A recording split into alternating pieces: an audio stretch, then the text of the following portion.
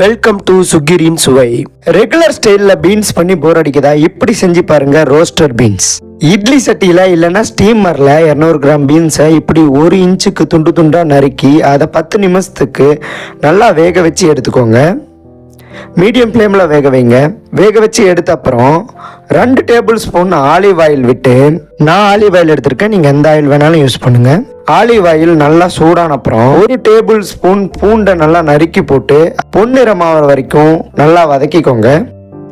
அதுக்கப்புறம் வேக வச்ச பீன்ஸை சேர்த்துக்கோங்க. அது கூட தேவையான அளவு உப்பு, 1 டீஸ்பூன் பெப்பர் பவுடர் மிளகுத்தூள் சேர்த்து அதை 2 நிமிஷத்துக்கு நல்லா வதக்கி கொடுங்க. இது பார்க்கறதுக்கு சிம்பிளாக இருக்கும், ரொம்ப டேஸ்டியான டிஷ். குழந்தைங்க வேணானே சொல்ல மாட்டாங்க. அடுப்பை அணைக்கிறதுக்கு முன்னாடி அரை எலுமிச்சை பழத்தை புழிஞ்சு விட்டு ஒரு மிக்ஸ் பண்ணி எடுத்தீங்கன்னா ரோஸ்டட் பீன்ஸ் ரெடி.